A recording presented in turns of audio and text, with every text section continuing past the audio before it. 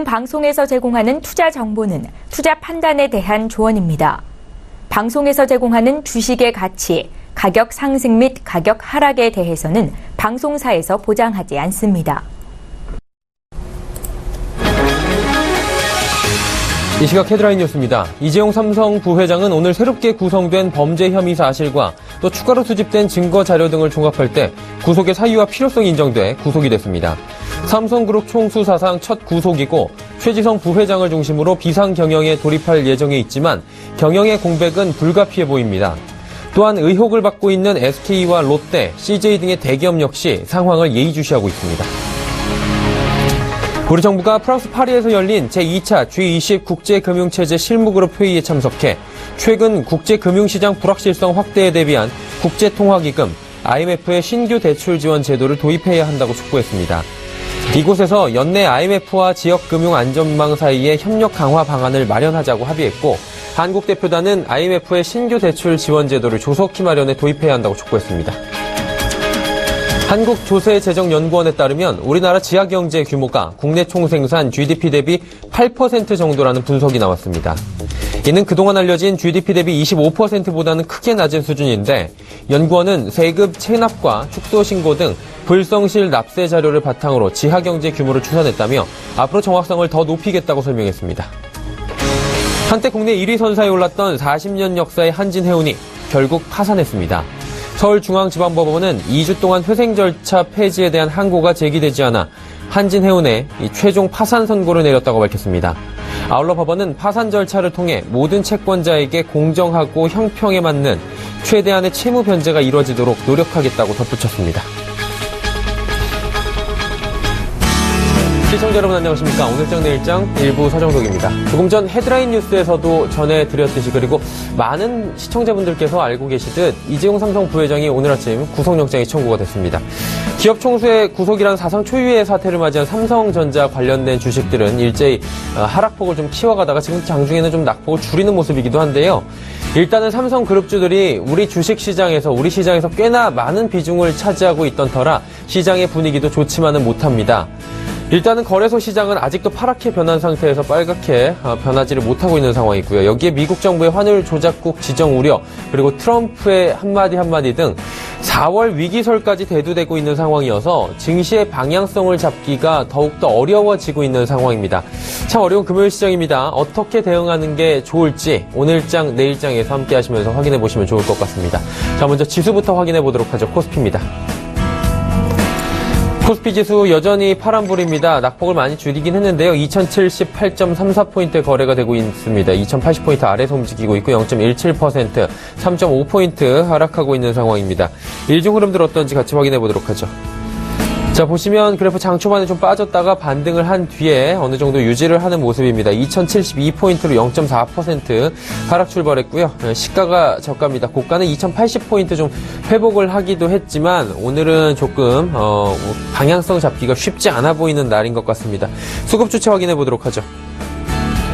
기관만 삽니다. 1,306억 원 기관만 사고요. 개인과 외국인은 파는데 개인이 531억 원, 외국인은 1,119억 원 팔고 있습니다. 기관 중에서는 금융투자가 어제는 강력 매도였는데 오늘 또 매수로 들어오고 있습니다. 하락할 때 또 금융투자가 투자성 자금들이 들어오고 있는데요. 1,060억 원 정도 들어옵니다. 연기금이 어제 이어서 오늘도 412억 원 정도 사고 있고요. 개인과 외국인은 팔고 있다. 어제와는 수급 방향이 정반대다라고 체크하시면 됩니다. 코스닥은 어떨까요? 확인해 보도록 하죠. 코스닥 현재 618포인트까지 상승했습니다. 618.48포인트 거래가 되고 있는 상황이고요. 0.3% 정도 상승하면서 거래소보다는 조금 나은 분위기를 연출하고 있는데 일단 오늘 하루 어땠는지 같이 보도록 하죠. 약보합에서 출발을 했습니다. 615포인트 출발을 했고요. 시가가 저가입니다. 그리고 오늘의 고가는 619포인트까지 상승을 했고 장 초반에 빠르게 4포인트 정도 상승을 하기도 했습니다. 그리고 현재 포인트는 고가에 가까운 618포인트다라고 코스닥이 그래도 거래소보다는 오늘 분위기가 좋다라는 분석이 되고 있는데요. 그렇다면 수급 주체들 어떤지 확인해 보도록 하죠. 개인만 팔고 기관과 외국인이 삽니다. 개인이 91억 원 팔고 기관 외국인이 26억 원, 59억 원 각각 동반 순매수하고 있고 금융투자가 42억 원, 투신이 2억 원, 연기금이 25억 원 골고루 사주고 있는데 매수 금액을 보시면 알겠지만 코스닥 시장은 매수 금액이 기관 외국이 크지 않고 개인의 매도 금액도 그렇게 크지 않은 거래량 동반이 잘 되지 않는 시장이다라고 보시면 될 것 같습니다. 국내 양 증시 흐름 여기까지 살펴보도록 하겠고요. 오늘 금요일장의 마감 전략 그리고 관심 업종까지 살펴드리는 오인의 투자 전략 이어갑니다.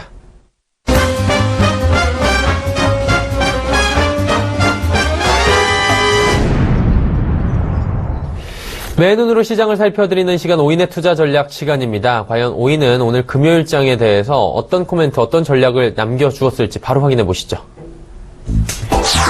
자, 먼저 동부증권 압구정 지점의 이재우 DHP입니다. 장기 소외주에 대한 반성의 매수세가 지속되고 있다.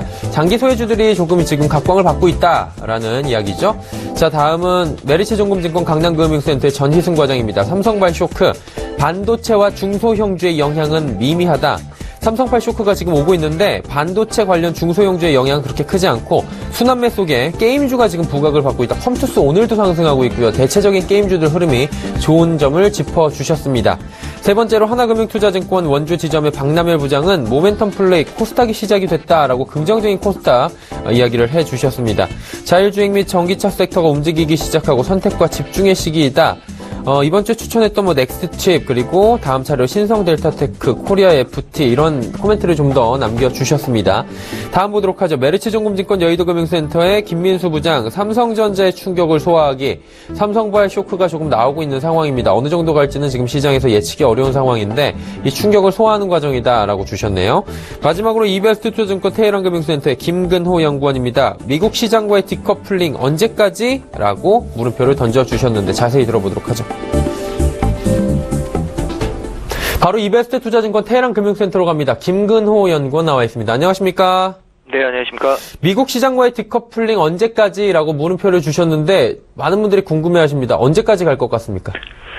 일단 당분간은 좀 더 가지 않을까 보여져요. 일단 미국 시장은 이제 사상 최고가 경신 계속 하고 있는데 일단 전일에는 다우는 소폭 올랐지만 나스닥이 좀 소폭 내려가면서 일단 쉬어가는 흐름을 좀 보여주는 듯 하나 일단 사상 최고가가 이미 경신이 됐죠. 그리고 국내 시장은 여전히 이제 답보 상태 부분인데 사실은 2080포인트 근처까지 좀 올라오면서 또 2100 돌파에 대한 기대감이 좀 있었지만 결국에 이제 삼성전자발 쇼크가 다시 한번 지수를 좀 쉬어가게 만드는 어떤 요건으로 좀 작용을 하고 있다라는 얘기를 좀 드리고 싶어요. 그래서 일단 미국하고의 어떤 지수상의 디커플링은 아마도 조금 더 이어지지 않을까라는 얘기는 좀 드리고 싶고 그러면 왜 이제 국내 증시나 이런 부분들이 좀 쉬어가는 부분들이 있느냐 보면 결국에 이제 주도 섹터였던 IT 섹터가 좀 쉬어가는 부분들이 있어요. 물론 어제 오늘 디스플레이 쪽이나 OLED 쪽들이 좀 반등을 하고 있지만 그간 IT가 쉼없이 좀 달려오면서 사실은 미국의 기술주들도 좀 쉬어가는 흐름이 나왔었고 국내에 있는 IT 업종들도 좀 쉬어가면서 결국에 그런 자리들을 다른 업종들이 좀 순환매로 돌아가면서 좀 메워졌거든요. 근데 역시나 IT가 좀 다시 올라줘야 국내 증시가 2100포인트를 좀 돌파하고 갈 수 있지 않을까라는 얘기를 좀 드리고 싶고 그럼 이제 어떻게 해야 IT 업종이 다시 오를 수가 있느냐 보면 수급적인 어떤 부재 이 부분하고 실적 시즌 이 마무리 단계에서 IT만이 보여줄 수 있는 것들을 좀 보여줘야 된다. 결국에는 이제 수급도 다시 한번 유입이 돼야 되고 실적도 이제 올해 1분기에 대한 실적들이 어느 정도는 좀 기대감으로서 가시권에 좀 보여줘야 되지 않을까. 그런 것들이 없으면 사실은 국내 증시는 역시 상단 저항을 좀 다시 맞고 흘러갈 수 있지 않을까라는 얘기를 좀 드리고 싶고요. 수급적인 측면은 환율하고 비교해서 얘기들을 많이 하실 것 같은데 저는 환율보다는 일단 외국인들이 그간 국내 시장에 굉장히 좀 많이 들어왔었어요. 그때 들어왔을 때도 결국엔 달러화 강세 시기에 굉장히 순 매수가 유입이 많이 됐었거든요. 근데 실질적으로는 원화 강세가 돼야 환차익을 노린 어떤 또 수급 유입이 되는 게 보통 이론상인데 지금은 환율하고는 그닥 그렇게 차이가 없지 상관계수가 높지 않다. 결국에는 이제 국내 기업들의 이 실적 성장에 대한 베팅을 하고 들어왔었던 외국인이 결국 올해 1분기에도 좋을 수 있다라는 전제하에 다시 베팅을 할 수 있느냐, 이 부분에 대해서 좀 생각을 해봐야 될 것 같고요. 4분기 실적 시즌은 이제 마무리 단계인데, 그러면 결국 2017년도 1분기 실적 사이클에 대해서 우리가 관심을 많이 가져야겠죠. 근데 지금 보면 IT 같은 경우에는 올해 상반기에 좀 오버서플라이에 대한 얘기들이 지금 외국계로부터 슬슬 흘러나오고 있는데, 이 부분은 좀 확인이 필요하다. 근데 그런 것도 제외하더라도 대형 펀드들 비중이 이제 IT들이 많았던 것들이 많이 올라오면서 사실은 수익률이 좀 좋았겠죠. 그런 상태에서 결국에 순환매 또는 포트폴리오 조정 차원에서 아마도 IT에 대한 비중 축소가 조금은 있을 수도 있다. 그러면 그 비중 축소를 결국 타개하는 것은 아까도 말씀드렸지만 작년도 4분기 못지않은 1분기의 호황, 이 부분이 뒷받침이 돼야 되거든요. 근데 아직까지 그런 부분에 대한 베팅이 없기 때문에 그 부분은 우리가 조금 더 알아보고 시간이 지나면서 확인을 거치는 그런 절차들이 필요하다라는 말씀을 좀 드리고 싶습니다. 그래서 지금은 상단 저항 돌파에 대한 시도는 있을 수 있겠지만 돌파할 수 있는 어떤 이 모멘텀 자체가 아직 보이지 않는다라는 말씀을 좀 드리겠습니다. 네, 상단 돌파를 하고자 하지만 모멘텀은 없다. 조금은 좀 비관적인 얘기인 것 같은데, 아무튼 오늘장 관심 업종 보니까 IT, 금융, 그리고 철강 섹터를 꼽아주셨습니다. 이야기와 함께 마감 전략, 그리고 저희가 들어볼 만한 종목이 있다면 꼽아주실까요? 네, 역시나 이제 항상 말씀드리지만 구간이 명관인데, IT는 우리가 버릴 수 없는 카드는 맞는 것 같아요. 지금 IT 말고 다른 업종에 대해서 좀 관심을 가지려고 해도 사실은 굉장히 안개수 국면의 업황들이 지속되고 있거든요. 그래서 저는 일단은 IT는 기본 베이스는 맞다. 근데 이제 IT가 그 전에는 이제 반도체에서 시작이 됐는데, 이번에는 반도체보다는 디스플레이 또는 OLED 쪽이 반도체보다 좀 업사이드가 나올 수 있지 않을까라는 개인적인 생각을 좀 가지고 있고요. 그리고 지금 보더라도 실적이라든지 숫자 이런 측면에 있어서 또는 글로벌 경쟁력 같은 이런 측면에 있어서 그나마 좀 업종 중에서 눈에 띄는 거는 IT가 되지 않을까, 이런 얘기를 좀 드리고, 금융 섹터 같은 경우에는 글로벌리 지금 계속 관심이 돌고 있어요. 사실 미국 쪽에서도 뭐 트럼프 정부의 세제 개혁이라든지 또는 대형 IB에 대한 지원책, 이런 부분들, 그러니까 앞으로 IB들이 이 사업할 수 있는 영역이라든지 또는 먹거리들을 굉장히 좀 많이 확보할 수 있는 어떤 토대가 되지 않았나. 그리고 지금 유럽 쪽에서도 유럽 은행주들의 실적이 괜찮았거든요. 그래서 그런 부분도 봤을 때는 아마도 금융 섹터 같은 경우에는 글로벌 훈풍들이 국내까지 좀 영향을 미칠 가능성이 굉장히 좀 높다라는 판단을 좀 갖고 있고요. 또 한 가지는 이제 철강주인데, 철강주는 최근에 흐름이 좋았다가 약간은 좀 쉬어가는 흐름을 보여주고 있는데, 철강 sek터 같은 경우에는 올해 가격 인상, 이 부분이 있어요. 그러니까 중국의 저가 철강 업체들이 어느 정도 치킨 게임에서 나가 떨어지면서 사실은 국내 대형 철강 업체들의 어떤 MS라든지 경쟁력은 강화됐어요. 그러니까 이게 올해 만약에 철강 섹터, 특히나 철강제들의 가격 인상이 이루어진다면 아마 철강주들은 이 작년도에 어떤 좋았던 흐름은 올해도 좀 이어갈 수 있지 않을까. 근데 지금은 일단 철강석이라든지 원재료 가격은 좀 올라왔거든요. 그렇기 때문에 일단 철강제에 대한 가격 인상은 굉장히 좀 임박하지 않았나라는 생각이 들고요. 그렇게 되면 실적 성장에 따른 외형 성장이 나올 수 있기 때문에 철강주들은 밸류에이션 저평가 구간의 해소, 이런 부분, 거기다 플러스 이제 인프라 투자와 관련된 부분들도 모멘텀으로 작용하는 부분들이 있어서 아마 올해도 좀 관심 있게 봐야 될 업종 중에 하나가 되지 않을까라는 말씀을 좀 드리고요. 오늘은 이제 두산 인프라코어에 대해서 좀 말씀을 드리려고 합니다.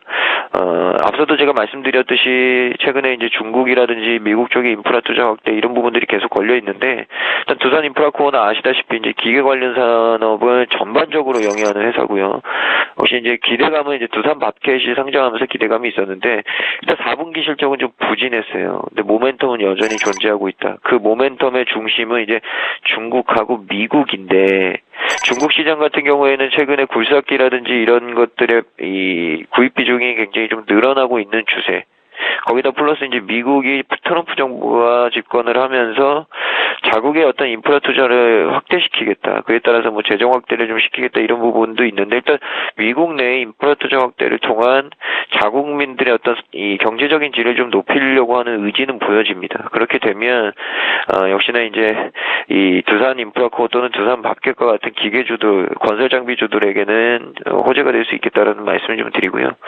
또 한 가지는 역시나 주가가 고점 대비해서 원체 많이 빠졌었고 거기다 이제 그에 따라서 밸류에이션 매력이 좀 증가가 됐기 때문에 아마도 밸류에이션적인 저평가 부분이 좀 해소될 수 있는 단계까지 왔다라는 생각이 듭니다. 그래서 그런 부분들은 매수 여력에 대한 자극을 좀 시킬 수 있다라는 말씀을 드리겠고 기술적으로는 뭐 현재 구간 매수 가능할 것 같아요. 원체 어제 오늘 좀 많이 빠졌기 때문에 일단 매수 구간으로 좀 현재가 이용하셔도 될 것 같고요. 목표 주가는 1차적으로는 10,000원 선 정도 그리고 손절 라인은 7,800원 제시를 해드리겠습니다. 네, 두산 인프라코어 이야기까지 들어봤습니다. 오인의 투자 전략 이베스트 투자증권 테헤란금융센터 김근호 연구원과 함께했습니다. 연구원님 감사합니다.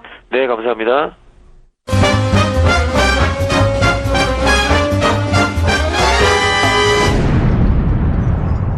증권 전문가 오인과 함께하는 시간, 종목 컬렉션 시간입니다. 장 마감을 앞두고 여러분께 엄선된 종목을 전문가분들이 추천해드리는 시간인데요.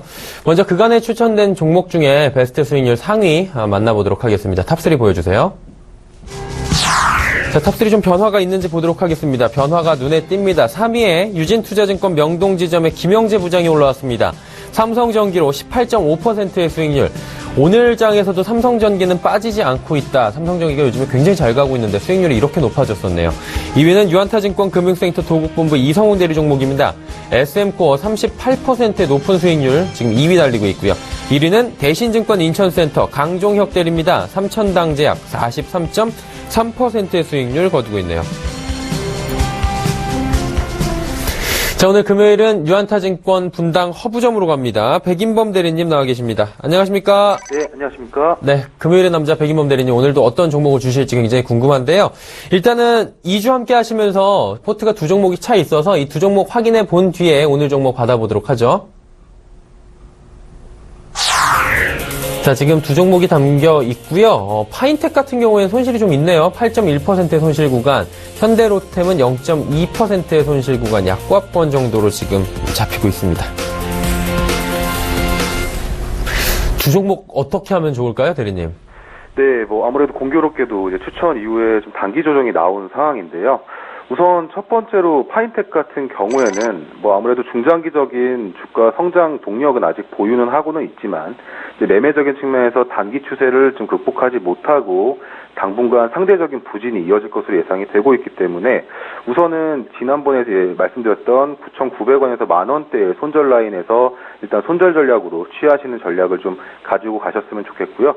혹여라도 손절을 못하시고 보유하신 그 시청자들 같은 경우에는 현재 시점에서는 아직은 지금은 매매 구간을 좀 접어둘 수는 없기 때문에 다음 주까지 좀 밀어두시면서 10,000원 선 위에서 다시금 손절 전략으로 좀 당분간은 좀 대응하자라는 말씀을 좀 드리겠습니다. 하지만 이제 단기 추세는 깨졌지만 중장기적인 측면은 아직은 보유는 되어 있기 때문에 추가 매수 같은 경우에도 마찬가지로 다음 주까지 흐름을 지켜보면서 대응하자는 말씀을 좀 드리겠고요. 일단 두 번째로는 현대로템, 뭐 지금 아직은 지지부진한 모습 보여주고 있습니다. 일단 현재까지는 단기 조정 구간이 마무리 국면으로 판단이 되고 있는 상황이기 때문에 일단 21,000원 부근의 주가 흐름 유지 시에는 이제 다음 주 정도에는 추세 전환이 가능해 보인다. 그리고 이제 수주에 따른 성장과 수익성 국면이 계속 진입 국면이기 때문에 계속 관심 있게 지켜보자라는 말씀 드리겠습니다. 네. 한마디로 파인텍 같은 경우에는 손절 라인이 왔었는데 혹시나 손절선을 못 맞추신 분들은 조금 기다렸다 10,000원 선에서 손절을 하자라고 말씀해 주셨고요. 포트는 제외입니다. 현대로템은 조금 더 보유하자라고 하셨으니까 포트폴리오는 지금 한 종목으로 다시 압축이 됐고요. 그렇다면 두 자리가 비는데 오늘 한 자리 채우실 겁니까? 네, 오늘 채울 예정입니다. 그래서 뭐 금일 예. 관심 종목으로 같이 좀 안내해 드리려고 예정하고 있습니다. 예, 어떤 종목을 저희가 그럼 들어볼까요? 네, 금일 보강산업을 좀 포트에 포함시키려고 지금 조정을 받고 있는 상황임에도 불구하고 일단 보강산업을 금일 추천 종목으로 제시를 하겠습니다. 일단 뭐 관련해서 계속 말씀을 드리면은 금일 9%대에 지금 급락이 나오고 있는 상황에도 불구하고 일단 금일 관심 종목으로 추천을 드리는 점은 그동안의 주가 상승을 통해서 좀 계속적으로 매수가에 있어서 부담이 있었는데 우선은 이제 금일 조정과 다음 주까지 추가 조정이 나온다고 가정했을 때는 오히려 매수 시점으로 삼아볼 만하다라는 판단 하에 말씀을 좀 드리겠습니다.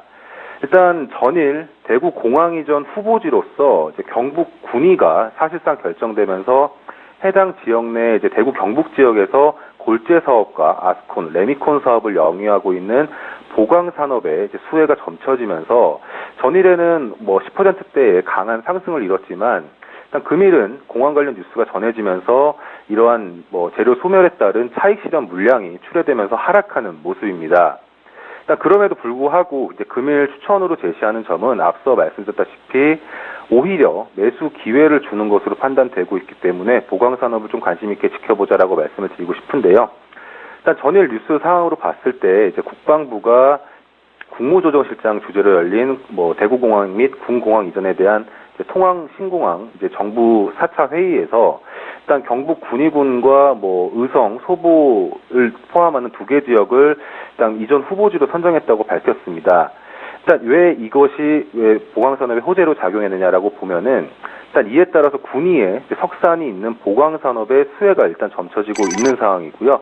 뭐 관련 사업 특성상 이제 공사 현장에서 멀리 떨어져 있는 업체는 경쟁력이 없는 상황이기 때문에 해당 지역 내 업체의 수혜가 기대되는 점이 주 포인트라고 보시면 될 것 같습니다. 일단 향후 공항 이전 건설까지는 시간이 많이 남아있기는 하지만 이에 따른 중장기적인 주가 모멘텀은 계속 가지고 갈 것으로 보여지고 있기 때문에 금일 하락에 따른 매도 관점보다는 오히려 추세가 아직은 유지되어 있는 상황이다라고 보고 있기 때문에 오히려 지금 시점에서는 손절 라인을 짧게 잡고 오히려 매수 관점으로 두려움을 이기고 대응한다면 수익 가능성을 높일 수 있을 것으로 보여지고 있습니다. 일단 이러한 관점에서 다시 본다면 이제 대구 공항 이전 기대에 따른 해당 지역 내에서 레미콘 사업 등을 영위하는 보강 산업의 매출 증대 및 수익성 증대가 이루어질 것으로 보인다. 그리고 올해 실적 역시도 전년도 대비해서 상승할 것으로 보여지고 있는 상황이기 때문에 일단은 금일 주가 급락에 따른 매도 관점보다는 분할 매수 관점으로 모아가는 전략으로 대응하자라고 정리해 볼 수가 있겠습니다.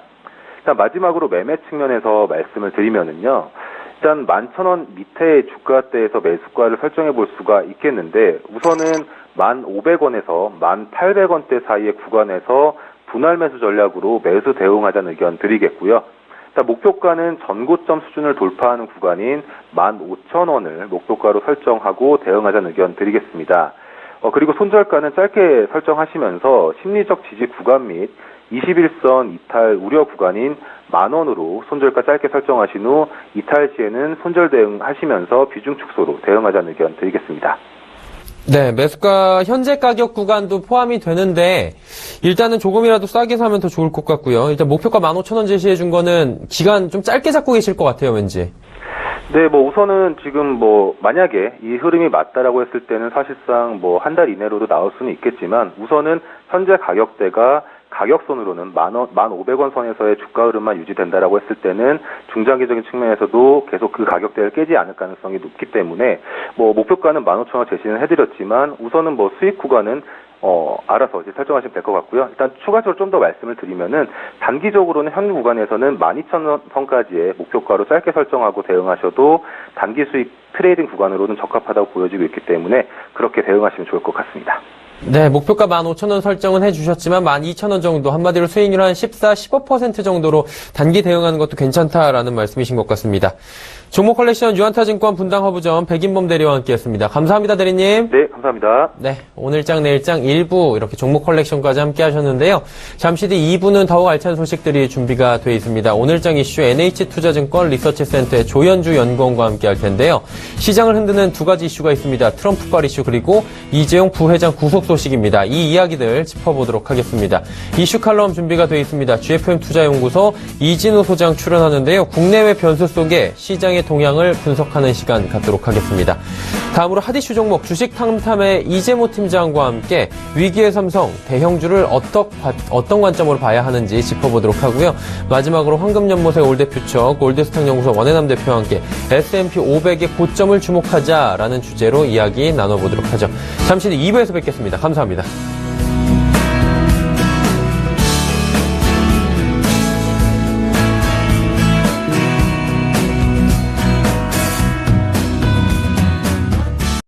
본 방송에서 제공하는 투자 정보는 투자 판단에 대한 조언입니다.